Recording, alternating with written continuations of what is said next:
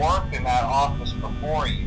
I'm finishing up my last week now, as a matter of fact, so I know it can be a bit overwhelming, but I'm here to tell you there's nothing to worry about. You'll do fine. So let's just focus on getting you through your first week, okay?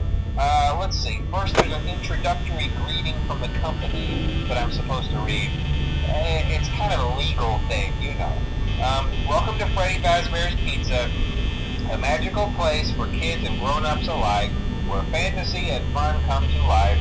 Fazbear Entertainment is not responsible for damage to property or person. Upon discovering that damage or death has occurred, a missing person report will be filed within 90 days or as soon as property and premises have been thoroughly cleaned and bleached and the carpets have been replaced. Blah, blah, blah. Now, that might sound bad, I know, but there's really nothing to worry about. The animatronic characters here do get a bit quirky at night, but do I blame them? No. If I were forced to sing those same stupid songs for 20 years and I never got a bath, I'd probably be a bit irritable at night too. So remember, these characters hold a special place in the hearts of children and we need to show them a little respect, right? Okay.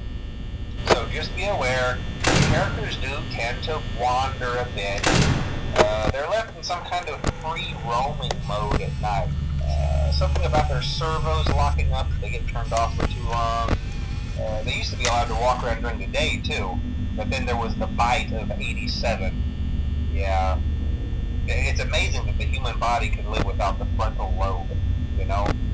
Now, concerning your safety, the only real risk to you as a night watchman, if any, is the fact that these characters, if they happen to see you after hours, probably won't recognize you as a person. They'll most likely see you as a metal endoskeleton without its costume on.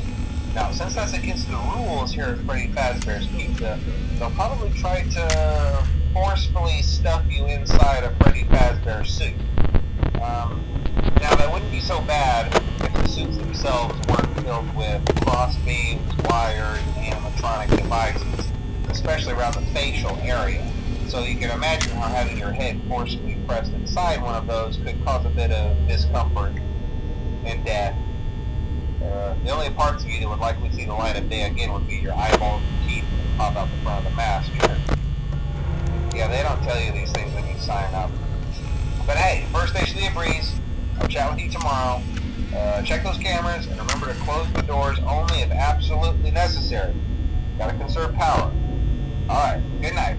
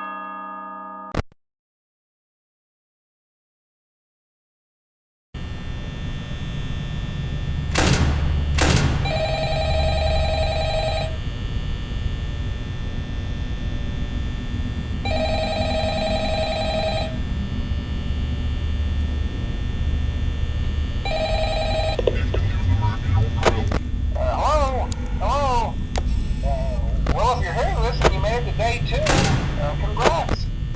I won't talk quite as long this time since Freddy and his friends tend to become more active as the week progresses. It might be a good idea to peek at those cameras while I talk, just to make sure everyone's in their proper place, you know. Interestingly enough, Freddy himself doesn't come off stage very often. I've heard he becomes a lot more active in the dark, though, so hey, I guess that's one more reason not to run out of power, right? I also want to emphasize the importance of using your door lights. There are blind spots in your camera views, and those blind spots happen to be right outside your doors. So if you can't find something or someone on your cameras, be sure to check the door light. You might only have a few seconds to react. Not that you would be in any danger, of course. I'm not implying that. Also, check on the curtain in Pirate Cove from time to time. The character in there seems unique in that he becomes more active if the cameras remain off for long periods of time. I guess he doesn't like being watched. I don't know. Anyway, I'm sure you have everything under control. Talk to you soon.